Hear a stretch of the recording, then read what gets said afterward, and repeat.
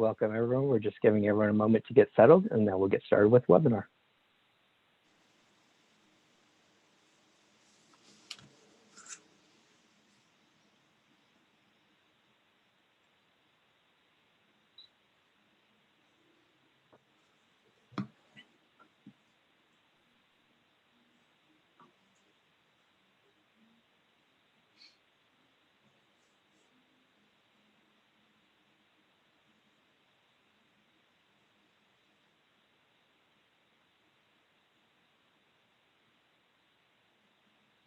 All right, we'll go ahead and get started. Welcome everyone. My name is Joe Currie. I'm Director of Sales for Neenah and Pinta, and today I have the honor and privilege of presenting you with today's webinar, The Buyers Are Back. So this is a revisiting of a group of folks that are good close friends of mine, as well as the GBTA North Carolina organization and chapter for the GBTA as a whole. And last year, we had a chance to get together and sit down and talk about what the pandemic was, how did it affect them at that point, and what they foresaw moving forward. And now we have the fortunate ability to sit down and talk to them a year later, see what they've learned, see what everyone else has learned, see about the true impact of the pandemic on the corporate travel industry as a whole. And in combination with that, touch upon a couple of subjects that may make sense to help with our peers to get an understanding of what are some of the best practices being applied now so that they can be best prepared moving forward in the future. And with that, on the back end, helping me out on the back end is Ms. Shalini Iyer. She is my wing woman on the back end on the tech side. Shalini, if you don't mind pushing forward the presentation and we'll continue forward. As I said before, my name is Joe Currie, Director of Americas for Neenah and Pinta, but also in my past, I had the privilege of being GBTA North Carolina President and have since moved on. And from that point, we had Mr. Brian Bostic, who works for Deem, who is actually one of our sponsors today, which we'll talk about in a little bit. But now also in the presidential role is Ms. Daksha Patel. So she has taken on the reins and she is moving forward with the organization, but it's a privilege to join her along with these other buyers today. And Shalini, if you don't mind moving forward the presentation, we'll talk about a couple of things today, such around program changes. So over the last year, what has changed within large market buyer programs? We talked with Bank of America, TIAA, Truist, as well as Credit Suisse. Unfortunately, our presenter from Duke Energy, Ms. Pam Boyes, had to be deterred within a different meeting, but we will get further input from her following the meeting on these topics as well. But program changes overall within each of these people's organizations, key learnings, how have you been caught off guard? How have you learned from it? How have you pivoted and readjusted moving forward? Shifting priorities. As we went into the discussion last year, people had different priorities, obviously around safety and what's coming back in that area, but also what's going to be changing with NDC, other things that were top of mind at that point. Are they still important? Is it something that's going to be a priority coming back in 2020 as well? Then actionable advice for peers and colleagues. So obviously we have a great group here. They work together and they'll talk a little bit more about how they work within their own peer group, but also how you can apply the same principles with your peers, your colleagues, whether you be on the buyer or the supplier side. Bold predictions moving forward. So a couple of good predictions about what we see moving forward within the corporate travel world. We obviously see a light at the end of the tunnel, but at the same time, there's a lot of work to get there. As my good friend Daksha had said earlier on, it's easy to turn the water faucet off, but when you turn it back on, there's a lot more behind that. So we'll talk a little bit more about that as we get into those topics. And then finally, positive outcomes. What are some of the things that we've seen through the numerous challenges and the ways that we've come together to overcome these obstacles, or positive impacts that we'll see in the long run for the corporate travel industry? And I quickly want to touch upon our sponsor, Deem. I had the privilege of joining one of their sessions. It was the Deem Miles Ahead Summit a couple of weeks ago, and I had the opportunity to speak, but also see a lot of my peers and colleagues, along with other buyers that talk about these same topics. And it was really interesting overall to see the range of where different organizations stand, but how technology really does play a strong influence in that, but also how we're really looking forward towards the future of making travel easier. They talked a lot about ETA, their mobile device platform that's coming forward. And it's something that is very exciting overall just to see across the board, all the different changes within corporate travel of how suppliers are also pivoting towards the future and positioning themselves for success moving forward. So with that, I will jump right in and talk and introduce our panel. So Ms. Shawnee, thank you. With a man who needs no further introduction himself, he is actually the only man on the panel, so you can easily pick him out. Mr. Ken Spielvogel, who is the Global Travel Manager for Bank of America. Welcome, Ken. And then also we have Ms. Paula Finn. She's been a strong advocate of NCBTA in the past. It looks like she may be participating more in the future, and she has a lot of good ideas around education, outside the box ideas, but really a strong fixture within the corporate travel community in North Carolina. So welcome, Ms. Paula Finn. Thank you. And then on the other side of her on the board, Ms. Tina Fullard, Senior Vice President, Head of Corporate Travel Programs and Hospitality Services. Welcome, Ms. Tina. Thank you. And then obviously at the far end, Ms. Daksha Patel. She is the Regional Americas Director for Credit Suisse, their program there. Also a good friend of mine, as I said, but really a good mentor, someone that I've kind of looked towards as someone that's an individual I can turn to at any point, no matter what's going on, and basically level-headed there every single step of the way and has a very calm response that's well thought out and well planned. So she's a great guide, not only for NCBTA, but also a fixture on this panel as well. So thank you all for joining. I know I built your introduction up. Great, thank you. Before we jump into our first topic, I know we have a couple of things to talk about. I want to pull up a poll if you don't mind, Shawnee. So we are going to just do a quick question for you. I know that over the last year, each one of us has been in different positions. We've been, whether or not we should travel or not, have we traveled for leisure? I personally have taken my family overnight at Shawnee's previous property in the past and spent a good weekend there, but that was the only time I've ever been out. I've never been on an airplane, but really just want to get a good idea of where you stand. Have you been traveling? What's been going on in your life overall?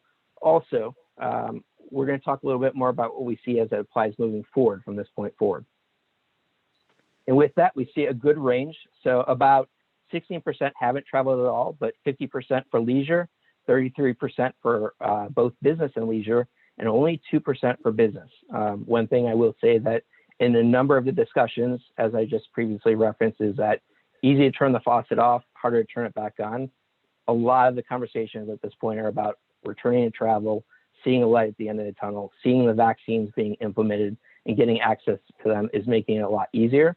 And not only that, on the leisure side, with some of my friends there saying that if you're looking to go to the beach this summer, now is the time to book, because once that stimulus check hits, basically everything is going to be booked up. So go ahead and do it now. This is your free leisure advice from Nina and Pinta, even though we're not focused there.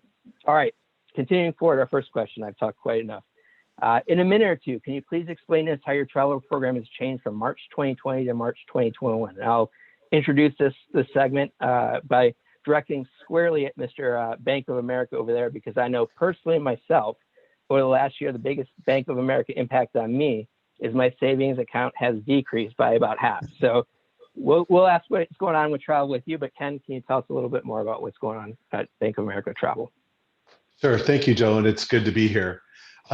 You know, when we talked last year, I think I even mentioned this, we leveraged our executive response team as governance for all COVID-related decisions. And one of the things we've done since then is we've developed a health and safety framework that really guides our posture. This includes things like the testing rate, vaccination rate, what's open in a market, that sort of thing, because we're looking at things on a market by market basis to make decisions about client meetings and travel. We are using an existing agency feed to create daily reports that we use Altrex to append like business group and the leaders associated with that particular employee book the travel, because every travel reservation requires approval from management team today. And with this information, it helps us facilitate the distribution of these reports to points of contact in each business group that is needed to obtain their approval for travel. And we also have a process to cancel. We are also utilizing some teammates on our travel team to assist with other things, because really travel's been relatively quiet for the last few months. We're hoping that with some of the good news we've had over the last month, that we start turning that tide and going the other direction.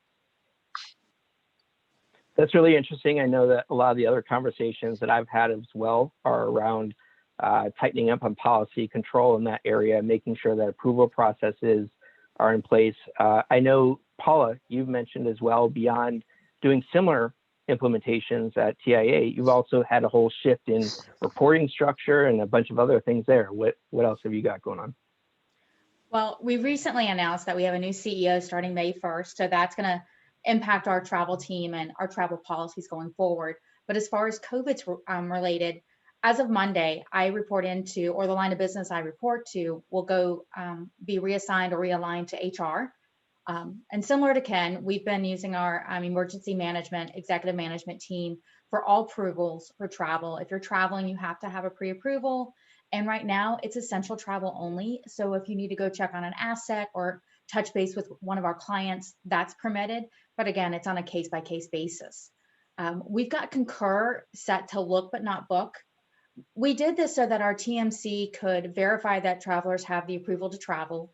Also, it allows our TMC to alert the travelers of any travel restrictions if they're going somewhere. And then if we have any unused tickets or a United or a UATP card, they can use that towards the airfare as well, so that we can kind of get a jump start on using all those funds. We're also implementing a post-travel survey to gather feedback on traveling in this environment. That way we can enhance and ensure that travelers going forward are comfortable in traveling. We have a list of pandemic-related expenses that we're allowing, things that we wouldn't have allowed in the past, like delivery for food, PPE items. We have seat upgrades, or if you wanted to purchase an early bird to get on a plane early, you could do that as well now. That's a wide range of changes overall. I know that, Daksha, you've mentioned similar changes overall with kind of restricting Concur access, having more of a focus on some concierge level services. Right now, I mean, I know we'll talk about this more as we get into the other questions. It's really important to make people feel comfortable, also have that policy control in place, and really be accepting and changing of the circumstances at the same time. But Daksha, do you mind kind of elaborating on some of the changes that you've seen there? Sure.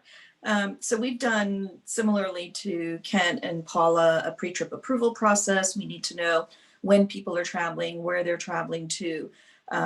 We did not have a pre-trip approval process in place before, so that was something new that we had to come up with. And then we also had to review what tool would we use for pre-trip approval, because there's a variety of sources out there, whether it's Concur, your TMC, et cetera. And then we ended up going with our own homegrown version, which was a SharePoint site that we created. While that's great because we can have quick turnaround time when we want to make changes and adjustments to the tool, it's also then becomes a pain in a way, because you have then different divisions who want to go rogue and, can you set the tool up this way or that way for this division and not that division? And so we had to adjust and readjust several times when we put that tool in place. The other is we did do the Concur look no book like Paula did, and layered on top of all of this is a concierge desk that we created. It was it's an extension of the travel team, so it's not really the TMC or people on our travel team. It's a shared services team. Since they can be 24/7 and help us out, we just sort of educated them on what to do and where to go to get information. But I'm sure people can agree that there's a lot of information out there when it comes to quarantine, country entry restrictions. If you try to go on the UK site or Switzerland government site, you would be going down a rabbit hole trying to figure out exactly what you need to enter that country and how long will you need to quarantine and can there be exceptions made. So the concierge desk is that one stop where people can go to, and then they can provide that advice. And the travel team sort of sits behind that concierge desk to offer advice that that team may not be able to find online, for example. So we've received a lot of good feedback, because that saves the travelers time or their admins time to have to research the restrictions and entry requirements. And we'll get to get your input, Tina, but I find it really interesting as well. I mean, it shows the significance of everything that's occurred to really dedicate an entire desk, the concierge level services. It's quite extensive overall, but obviously it really helps to position your travelers in a way to be more secure and comfortable as they go back on the road, because a lot of that element is regaining trust and overcoming those jitters as they kind of get back out there. But Tina, do you mind kind of elaborating what you've done at Truist? Sure. Really, I would just like to echo kind of everything that my colleagues have stated. All of those things, I would say in summary, approvals and duty of care on steroids at this point. Our TMC has also implemented it's a website, Travel Vitals, that really helps with helping the traveler go on and be able to look at city, state, county, all the way down and drill down into mandates on what will be needed on where they travel, whether that's a mask in restaurants, outside dining only, and that's been really helpful. But I would just echo all of my colleagues' points. All right, well, thank you. And before we jump into our next question, Shelley, do you mind pulling up our next poll question? And this is around, how has your role changed within corporate travel, been most impacted or changed within the last year? And within this poll as it comes up, please select as many answers as apply to you. I know that each one of us, a lot of our colleagues overall, have lost positions, changed positions. I've seen so many different people that have either taken on more responsibilities with less pay, a lot more workload in that area, but a lot of people that are out there struggling, and we want to make sure that we address where we can to help best benefit those that are currently working and to give them more business, but also to really develop structures and mentor programs as well as peer groups, what we talked about before, to also help provide support those that don't have roles and get them back into the industry, because we know as we talk about coming up in the discussion up ahead, when this comes back on, it may be very quickly, and we need to be able to keep up with the pace overall. But just quickly touching upon the results, a lot of people reaffirmed exactly what I said: an increase in the role of responsibilities, salary decreases, changes in companies, and actually a few people were actually promoted, which is fantastic to see as well, when people are respected for what they do in their past role, appreciated and brought forward. And with that, we'll jump into our next question, which is more around kind of getting caught off guard. So as was the case with my first child, my wife walked in and she had a little pregnancy test in her hand. She said, "Surprise." And while I don't think, a child is a wonderful gift, I think COVID is certainly not nearly as wonderful as a child, but in the same way, we've all had to adapt from a financial perspective, from a stress level perspective, sleepless nights. All of that has kind of contributed to everything that we've had over the last year. But kind of starting out and looking at how everyone was impacted from their travel program, I know that Paula, you had talked about this as well. So a little bit more about getting caught off guard. Where were you kind of caught off guard? What were some of the key learnings that you had from the process over the last year? Thanks, Joe. So we have multiple agencies globally, which led to inconsistent travel reporting. And in the beginning, understanding the government travel restrictions across the US and globally. There were areas we struggled with that. One of our international TMCs had an affiliate that did not have electronic electronic travel reporting. And that took a little bit longer to locate some of our EMEA employees and to ensure that they got home safely. And then when the government started closing down the borders across the globe, it was hard to understand who was going to be allowed to get here, who was allowed to go here. And one night I found myself booking trips from London to the UK, or from London to the US, just so that we could have a spot for our employees, a seat for our employees to get home the next day. So I think that's Right. where we really got caught off guard, was with the international TMCs not having the same standards as the one we have domestically. So we're in the process of consolidating that.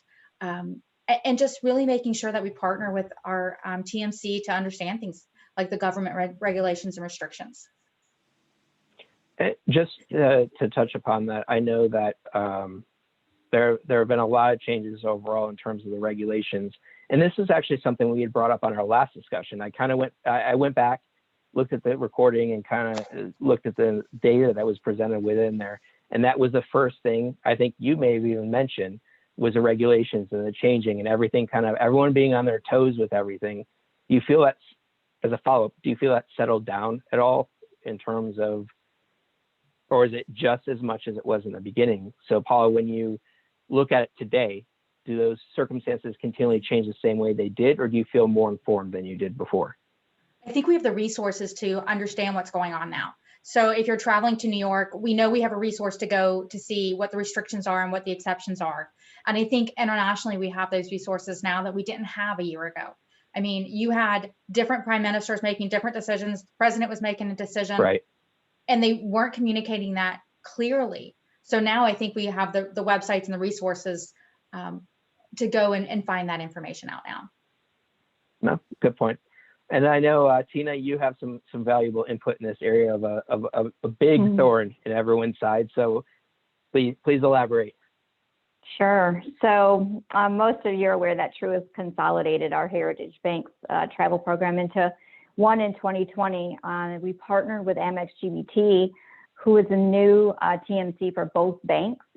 One would think that during this pandemic, when people aren't traveling, this would be a great time to do that, which it was. However, it brought some challenges that I don't think that we were completely prepared for, such as the 2 million in unused airline tickets that had been canceled due to the pandemic. Typically, airline tickets are not transferable between TMCs when you change. So we had to work with the airlines on a solution for that. Ultimately, we landed on a UATP card, but it was a complex scenario that we didn't originally have in our roadmap at all. So I would say that definitely caught us with our pants down. And I know that wasn't shared by your organization alone. I believe some of our other panelists have felt the same pain. I've had numerous discussions around this as well. So definitely a very valid point overall. Daksha, I know you have some input as well as far as contracts, renegotiations, a bunch of other stuff. So you don't mind sharing? Sure. So we had to reopen some of our contracts and realize that, they weren't as nimble enough. And not only, when they're not nimble, that means that if you reopen them and have to go through language all over again, that takes a little bit, right? More than a few weeks. In our case, for example, supplier contract could be a TMC contract where you have dedicated staff or committed volumes. It could be anything. And because of COVID, we didn't have the volumes, obviously. So then, staff had to get adjusted, but that was not in the contract. Only what the agreement is in the contract is you'll have this much staff, et cetera. But what happens in the what if scenarios? So that's what I mean by nimble. If the language was nimble enough to begin with, then maybe, we could have just opened up the contract and said, oh, hey, it says XYZ over here and let's invoke this. But instead we had to come up with a different plan of action. And that takes some time for both legal teams to go back and forth. So to get a signature on an amendment takes quite some time, and I'm sure it does for my peers on the call as well. So that was a big key learning. Not that you can address everything and foresee every instance that could happen, but this gave us a good, a good view into what could happen in future. And I know we talked a little bit about this as well. The receptiveness of the suppliers. So both suppliers and buyers coming at this from positions of being in financial, impact overall from decrease in travel volumes and things like that. Overall, would you find that the folks are receptive and easy to work with in terms of just renegotiation, just dealing with your partners? Yeah, very.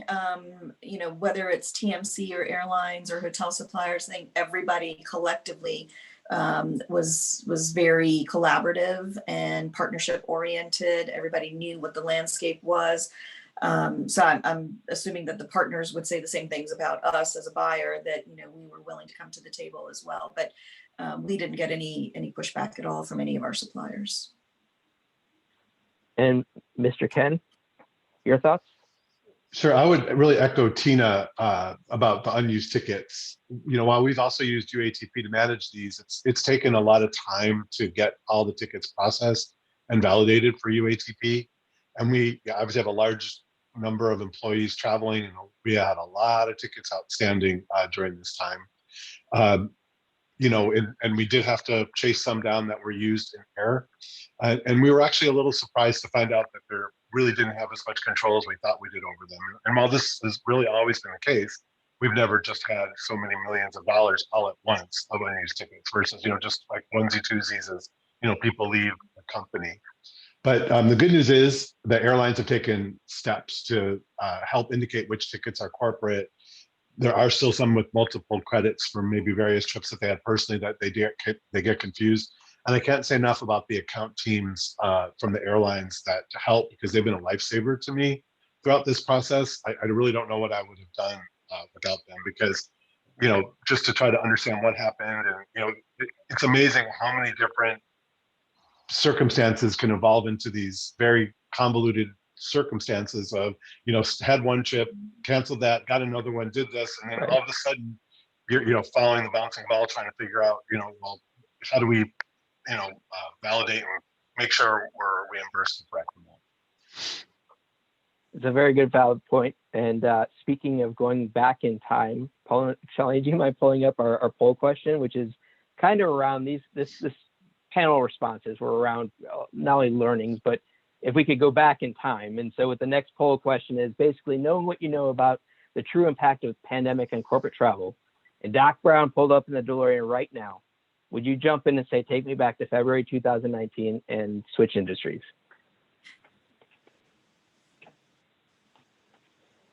And we'll just give it another second. I'm seeing, well, it's going back and forth a little bit, but kind of what I thought of our travel and hospitality folks. We have strong people at heart. We're never going to go anywhere. We love what we do.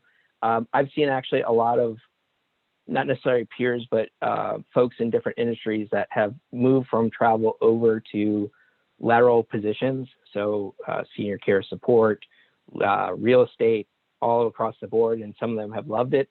Some of them, a majority of them have said, my heart is with travel. So as soon as it opens back up, they will be back. But good point overall. And Shalini, if you don't mind jumping over to our next question, which we're talking about priorities shifting. So what were your top two priorities in 2021? What was one that's no longer a priority overall, or how have priorities shifted in the past year? As we touched upon in the beginning, obviously that things have changed. We had to kind of change what we were doing from a day-to-day process, what we were focused on as goals and what was important to us. And now shifting back towards travel policy, enhancement of duty of care elements and things like that. But Tina, do you mind providing your input on some of the things that you've seen at Truist as far as your change in priorities overall? Sure. Yeah. So at Truist, we approached our merger with a commitment that we would build all of our strategies, prioritizing what we referred to as T3, which was that we would build trust through technology and touch. So in this travel space environment today, I think this holds true now more than ever. Our lines of business are looking for us to provide a travel journey with the ability to have a touchless environment through technology, apps and such, and also be coupled with not an or, but an and with personal touch. So I think that flexibility is now table stakes, that we have to be able to offer both, just depending on the traveler. And then the same holds true in the meeting and event space. I think that 2021 is not going to be about face-to-face or virtual meetings, but it will be all about virtual hybrids. I think everyone wants both now. There's a certain point where everyone starts to feel comfortable. I saw, was it the Holderness family videos or whatever? I think that's the videos that they're on Facebook, and it's the family that does the music. One of the recent ones was about the dogs and how our dogs are going to feel when we leave, because they've been with us the last hour, year and a half. What are we going to do when we leave? And in any case, overall, Paula, I know we were talking somewhat here also, not only about focus on technology, touchless elements, but really being flexible to not only the changing circumstances, but also the travelers as well. Do you mind elaborating as far as what you're doing at TIAA? So one of our number one priorities for TIAA is our people. We've always been focused on our employees and how we treat them, how they feel, anything to enhance the employee experience. So for us, we're going to revise our traveler communication and safety procedures. We want to make sure that all travelers have the information at their fingertips should we ever be in a position similar to this again. We're a lot more flexible with compliance when it comes to valid traveler concerns. Not just because I'm a, medallion member on another airline. You really Right. have to have a valid concern. If you choose to go on a non-preferred airline because the middle seat is blocked, we definitely will give you a pass on that. But if it's because you want your miles, you're going to have a conversation about that too. We're also looking at having a separate C-suite travel policy. In the past, our company stance has been no private planes unless it's absolutely necessary to get our CEO from point A to point B to C. And now we're rethinking that. We're actually having conversations now, looking at some different companies that provide that service. So we're going to probably carve out our C-suite for a travel policy, just so that we can go ahead and have that secured and not have to worry about should anything else happen. And then also, Ken, I know you've been talking about a few of the changes in sustainability and a couple of other areas that are occurring at Bank of America. Yes, thank you, Joe. Yeah, two big things for us are traveler engagement and sustainability. From an engagement perspective, one good thing that's come out of this is more awareness of our teams. I mean, at a big company like ours, whether it's something so like where do the copier paper and the pencils come from, it's like, well, who do I talk to about a problem with travel? So, travelers did not know who to reach out to. They sometimes call the agency, of course, it would get to us. But I think we're a little more known with all the pre-approvals and just a lot more emails going back. It's given us a good opportunity for some exposure, which we really appreciate. So we're going to see if we can leverage that. And we also want to see how we can make things easier for our travelers. I think Tina, mentioned, maybe it's actually the GBT site, travel vitals. I mean, things like that are just really helpful where you put in, where you're going. And we're featuring that in all of our emails. We have links to that sort of thing. And anyone sends us an email, we'll respond with something like that. We're also looking at technologies and how we're going to enable that. There's quite a few things that are available now, like TripKicks, that also kind of automates that process for, instead of going to a separate site, it automates what are the requirements to travel into a certain area. And it's really interesting to see, there's quite a few of those providers that are pivoted into that space. And it's amazing how fast the reactions were on some of the entrepreneurs in our space. We're really lucky to have a group like that. And then as far as sustainability goes, I mean, that's been a big focus for us for a long time. I know we just announced net zero coming by 2050, and we really want to be a key part of that. I know there's options to show what it is in the booking tools, and we're really just at the beginning of trying to figure out how do we, really participate in this process, because it is really important to us as a company. All very valid points. And Daksha? So something we touched on earlier is the return to travel. We keep talking about it. We know it's going to come back, but one of the priorities now that's actually creeping up to the top of the list is how do we bring travel back? We said earlier it's easy to turn that tap off, but there's a lot more involved in turning it back on than just saying, okay, everybody get out on the road again. It's making sure the TMC is restaffed up again, making sure all of our suppliers are ready for the demand. So I think that's one of them. And then the other is what Ken talked about as well, sustainability. I think that seems to be the new buzzword within the travel industry this year. Even though we've heard of sustainability over the past years, I think there's more and more focus on it. For us, in addition to sustainability, it'd be wellness. That's another thing where when we talk to some of our hotel suppliers, for example, they sort of highlight like what they're doing and changes to their workout facilities, their offerings as far as yoga, spa, all sorts of things that lend to wellness while business travelers on the road. And while we're waiting for our next question, and Shalini, do you mind pulling up the poll? But I have a follow-up question to that while we're waiting on that, in relation to the poll itself. So do you feel, Daksha, and not to put you on the spot, but do you feel that we could be just as successful moving forward with less travel than the volumes we had in 2019? So I guess, do you feel that it will be appropriate to reduce travel overall and to have the same results or as an organization moving forward? I think so, because 2020 sort of was proof. We've sort of proven that it can be done, albeit not in the most ideal way, whether it's Zoom webinars, WebEx, et cetera. But we're now seeing that hybrid of meetings, et cetera. But I think that by default, that we may have to get in touch with reality, and that it won't be 2019. If we're talking sustainability and net zero and carbon emissions, there's going to be goals there. So I think some of those goals That's right. will by default impact the amount of travel that we'll be doing, or the way Very we good travel. point. Yeah. No, very good point. I agree. I feel just based on the discussions, and it was brought up, the hybrid model approach. Do we do virtual, in person? The comfort levels about people moving forward, things like that. So very, very valid point, as the whole model shifting, not only because of pandemic, but also these other initiatives such as sustainability will all play a factor in that as well. Yeah, I Good know point. our suppliers won't be too happy with that, but I think everybody in the industry has adjusted as well, including suppliers. Well, it's great to have the volume, which we all were accustomed to over the years. I think suppliers are starting to adjust as well. Yeah. Okay. And then also I see a couple of questions coming through the Q&A, and we've had some separate ones as well. We're trying to leave a little time at the end so we can address all of those and have a couple of open-ended questions there. But if not, we'll be sure to get to it. So I just want to let everyone know that we are seeing those come through.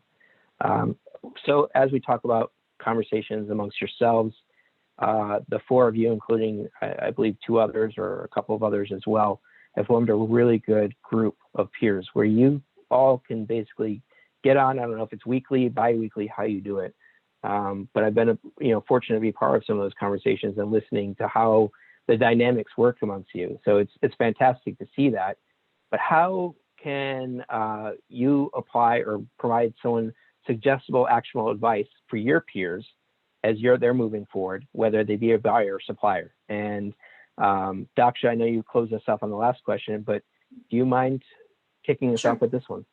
Sure. I mean, it's a segue from what you just described. It's the folks that are on this panel are actually part of a small, intimate travel buyer group. So part of that advice would be find the go-to people and keep it at a minimum. Don't increase your group size too much. I mean, we find it helpful that there's a limited amount of participants, so we can, have good, healthy conversation without waiting our turns. When you have too many people, you probably wouldn't get your word in. And if you can't find those peers or the people to add to your group, NCBTA, the board, reach out to us. We know, we have a lot of exposure to a lot of members within our group. So we're a good resource to sort of match you up with others. So if you can't find who to include in your group, you can let us know and we'll help you. Good advice, and I know you're good folks to go to. So Ken, your thoughts? Yeah, thanks. So very similar to what Daksha said, I'm really grateful for this group to be a part of it. We ended up, because part NCBTA, part geography, and that's how we are all together here. I also have a different group of other banks that we talk to very regularly, also on some of the supplier advisory boards that we're a part of. So I consistently have all these different email chains going. And while not every single person answers every single question that comes up, there's always somebody that does.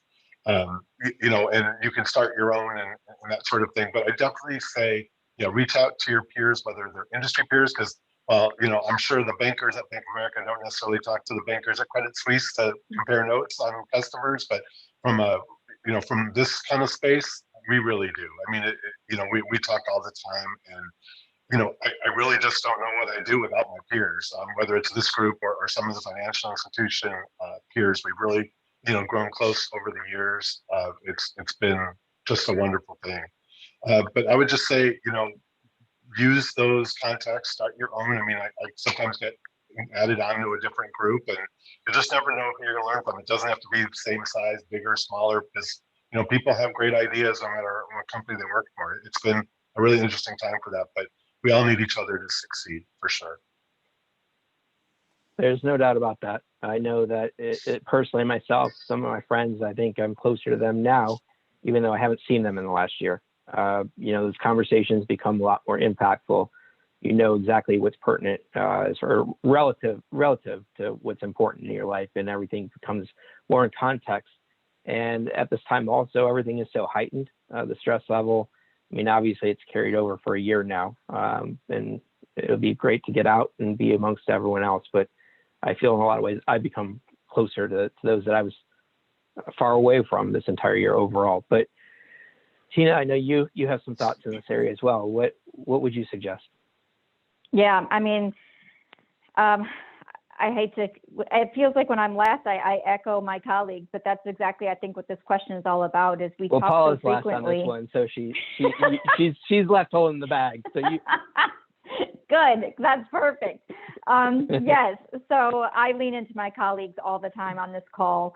Not just for best practices, and especially this year, there were so many things that none of us had ever experienced or had to tackle before. So there was a lot of, it wasn't even about best practices, it was about gut checks.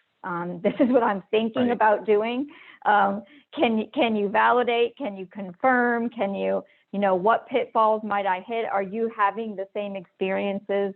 How can we figure this out together in a brainstorm? So that was, I think, what changed a lot in 2020 versus previous years. It was more about best practices, where 2020 was just about, let's help each other figure this out together. And so in summary, it's get involved in, whatever kind of group that will help you. Just get involved. Agree. And even if it's putting yourself outside your comfort zone, I talked a little bit about this before in a different session that I did, is really, if you have a gap in your program and you are aware of that gap, align yourself with the people that are the best at addressing that gap. So if you know someone that is fantastic at overcoming unused ticket management or whatever it is, and has come up with a solution, find a way to align yourself with them or people of like-minded attributes, and you will drive yourself towards the better solution overall, as opposed to just thinking about it on your own. All right, Paula, you're left holding the bag on this one. What's your final piece of advice for everyone? I'll play Tina and I'll echo what everybody said. No, seriously, do it all. Take the time to reach out, connect, listen, and don't be afraid to incorporate what you discover into your program, whether you're a buyer or a supplier. If you're a supplier, start a client focus group. Bring some of your clients together for an afternoon Zoom break where they can connect and learn from each other. You'll gain just as much from them as they'll gain from the experience. And your clients will remember that you took the time to connect them with others in the industry, and that you're not just about the bottom line. Good point. Good way to end it. And as we move forward, just a quick poll question, just to see how everyone else has been engaged over the last year. Do you feel over the past year that you've been more engaged, less engaged, or same level as what you were before? As I mentioned, I feel a lot of ways I'm closer to a lot of my friends, even though I've been further apart. And Tina, I think you are absolutely correct in terms of the gut punch moments, or basically knowing what is or gut check, I apologize, not punch, check, moments where you don't know what you're going to do and you're uncertain, and having those voices of strong opinion as well as support are always very beneficial overall. And with that, I know we are about 49% more engaged, and I appreciate that overall, considering how separate we are, but also how exhausting being on meetings like this are. So I appreciate you taking the time today to be participating in this Zoom. I apologize that it's not more engaging as if we were there in person, but nonetheless, I hope that we continue to provide relevant information relating. All right, so next question, Ms. Shalini, where are we at? Bold predictions. So over the last year, we've seen changes, we've seen how people have learned. Now let's talk about overall what bold predictions that we see moving forward. Tina, you kick us off on this one. Oh, wow. We didn't talk about this one in our test run, Joe, but I had some thoughts. I had some thoughts about this, and I kind of let my thoughts out of the bag in earlier questions. But I feel very strongly that the things that we've done to adjust in 2020 are not going to go away. like I leaned into this hard when I talked about the virtual and the hybrid in meetings and events. Not going to go. Now it's just going to be, both is going to be expected. Technology and white glove service, it's going to be both, not one or the other. And I think that that's going to span across the airline business, the hoteliers, every segment of the travel industry. I think is going to see that. Good point. Paula, your bold predictions. So we've all said it. We need to get used to the new normal, virtualization. We've spent the past year in the virtual arena, and for the most part, we've survived or we've excelled. We're going to have to learn how to balance that virtual experience with the in-person experience with now budgets. We're going to have to show more ROI on travel expenses and explaining the importance of travel now while balancing sustainability. That's a big focus for our firm, especially in the past month. I've gotten more inquiries on that. So between the two, we're really going to have to focus on that. Good point. Next, who wants it? Daksha, you have a bold prediction for us? Sure. I don't know how bold it is, but I know, the $1 million question we always get asked as buyers is, when is travel going to return at your company? Or we call it the whole return to travel process. But my prediction would be that the demand, the pent-up demand, of course, is going to outpace or surpass the supply. Again, linked to what we talked about earlier with turning the tap off and on. It's very difficult to align when will we need that route on that airline? When will we need those rooms in New York City? It's hard for us to tell, our suppliers when we'll need them, but when we do need them, they're probably just going to come back at a surge, right? Or a slow incline and then a complete surge. And I think that demand is going to be hard for suppliers to keep up with, because, if a lot of them have, say, for example, put staff on furlough or let staff go, right, how and when will they bring that staff back on? Something has to happen for them to bring them back on. And if I can't commit to volume, then when will they be able to bring them on? But if I say, oh, my volumes are going to pick up next week, they can't rehire within a week and retrain within a week, So I think like I said, the demand is going to probably outpace the supply initially. And then obviously we'll get back to some resemblance of normal scaling. Yeah, some scalability. That's a very interesting point overall. And it is the question that every single supplier is asked. Every single conversation I have, if I haven't talked to the individual, that comes up in the conversation fairly quickly. And I think it's all about the accessibility of the vaccine and getting it out, and people feeling more comfortable again. And once they do, it's back. It's on. I don't know to the extent, but I think you make a very valid point. And Ken? Yeah, I would just say advice to suppliers, since we have suppliers on the call, is that get ready, start thinking about what that plan will look like. And it's, for TMC, it's not going to be as easy as saying, oh, once we get 2,000 transactions, we can, add X staff. They're going to have the staff before they get those transactions.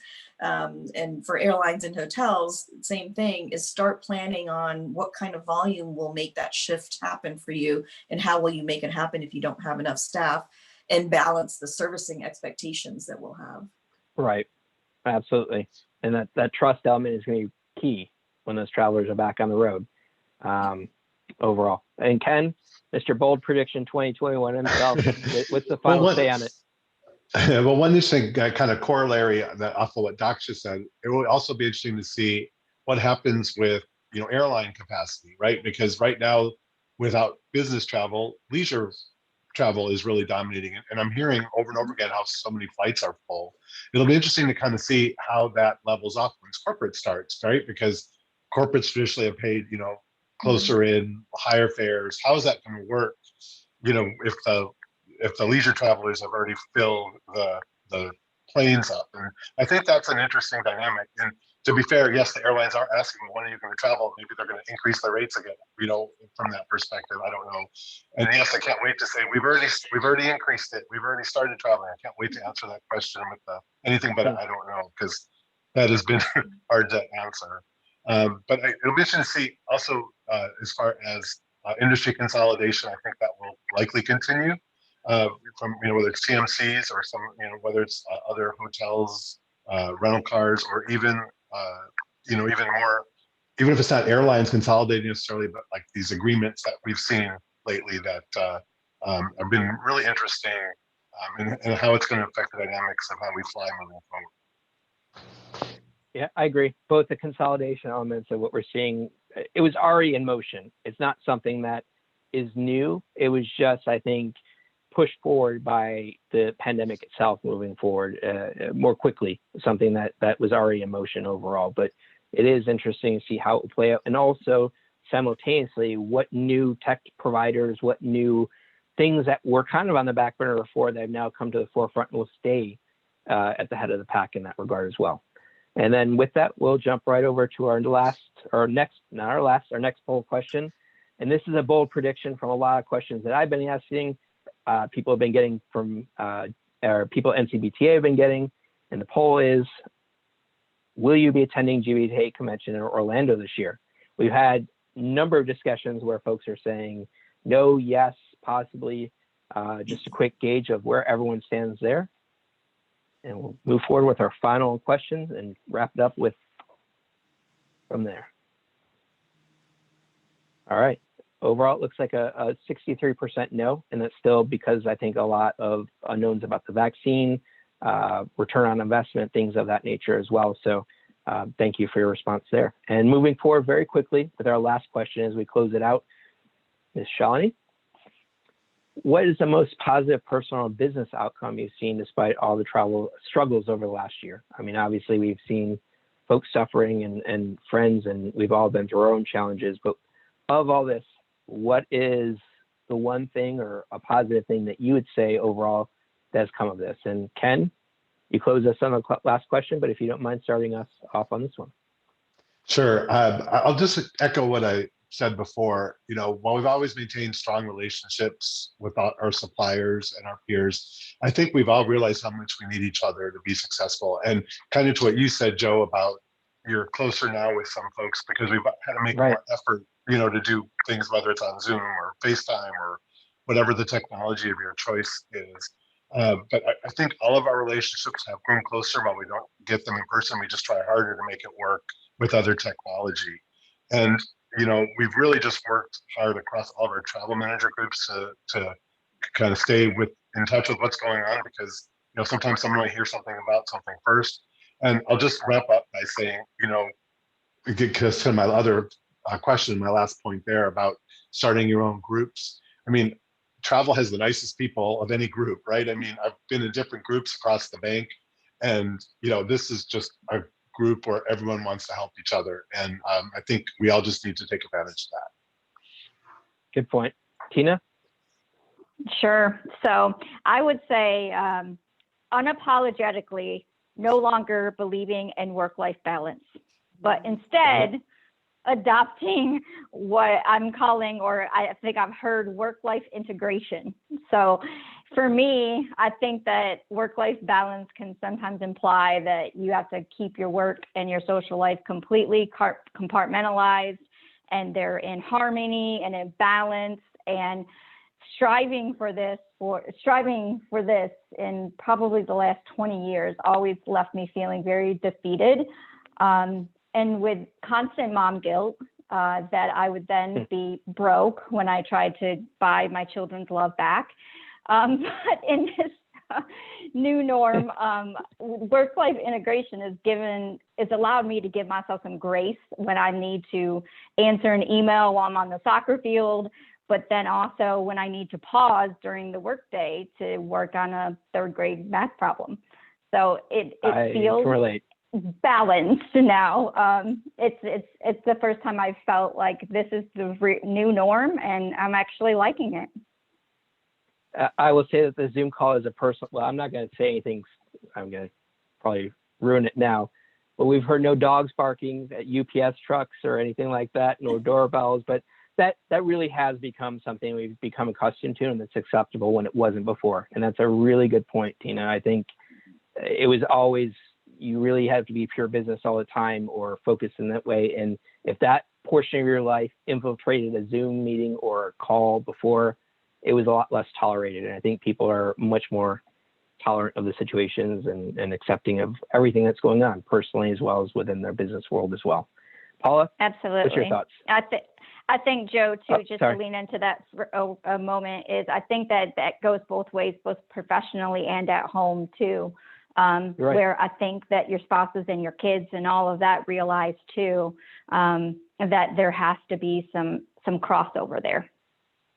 Agreed. And I won't get into it, but I know last year when I thought, oh, we're kind of, the pandemic will be over at the end of the year, or whatever it was that I thought it was, it was always, I put out this video on LinkedIn around appreciating the things that will be missing after this. And I think you make a valid point of, I've had more family dinners than I have in years over the past year. Sitting down and talking to my son and going through his homework, things like that, I cannot replace that, but it's a very valid point. Paula? So I took one dog to daycare. I shut the door so the other dog was out, but I left the cat in here. So while I was on mute, there was nothing but meowing going on. So again, I can relate to that. But I think for me, the best thing that's come out of this is the ability to adapt. Look at the technology advances that we've seen in the industry and how accelerated they were. Most of us have gained responsibilities. We've completed personal development. We've connected with our peers. And we finally have a moment to kind of slow down and smell the roses. So for me, it really was just the ability to adapt and to give myself the freedom to slow down a little bit. I like that. Paula? I mean, I'm sorry, Daksha. Sorry, I was looking at you, Paula. Daksha? Paula.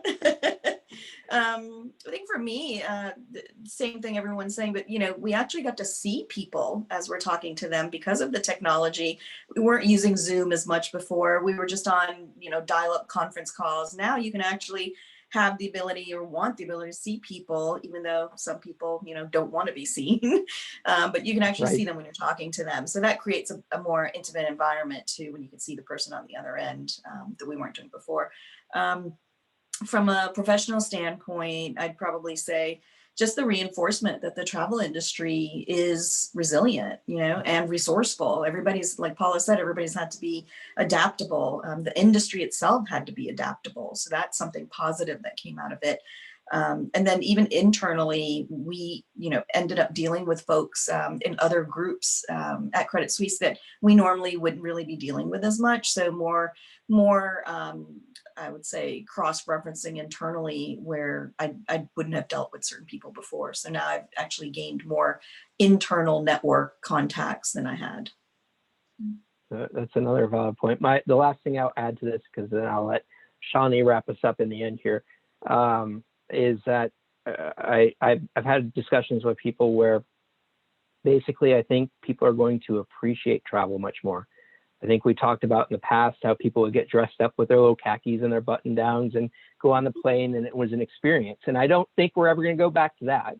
But I feel that the next trip that people take, or the next couple of trips that people take, that meeting experience is going to be so much more valid to them. It's going to be so much more of a privilege to be there because we haven't had that opportunity in the past. So that's what I see as well.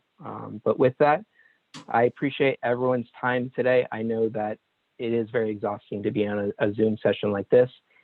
Shawnee, we're going to kick past our last poll question, so no worries about that. But do you mind kind of giving us an overview of what we have coming? I know we have a couple NCBTA events upcoming, and closing us out for today. Absolutely. Thank you so much. That was relevant, that was genuine. And I was counting down to anyone who would say, I don't know at this point in time, because I remember a year ago, we weren't sure of what's going to happen. And it's great to see the positive outcomes and the changes and all of the incredible amount of hard work each one of you have put in to coordinate all the changes and the communication. So thank you so much for sharing that, being honest and open. We really appreciate it. But I want to close us up. I know we have a few Q&A questions. So for all those who have asked it, we will get a response over to you. And I want to go and also thank our sponsor, Deem today, and they have actually launched a pretty cool consumer-like travel management platform for web and mobile. It's intuitive and it is amazing for travelers, and Deem.com can get you more information there. And in the meantime, now that we've had this conversation, people have pent up energy and they want to come out. I would love to invite and let you all know that NCBTA is put together a Tee Up for Travel, our annual golf tournament. There is going to be golf. And for those who don't golf, we're going to do a cooking demo with wine pairing. There'll be croquet. It's charity. So come out and network. And guess what? It's in the open. So it's COVID safe and it will be a lot of fun. There are still sponsorships that are open. So please get in touch with us. And You had me at Shalini. croquet, Shalini. And I'm Shalini, Director of Programs as well as Marketing for NCBTA. And it was a pleasure to coordinate this for you today. Thank you again, Joe, Ken, Paula, Daksha, and Tina. Great. Thank you. Thank you all. Thanks for having us. Thank you. Thank you. Bye.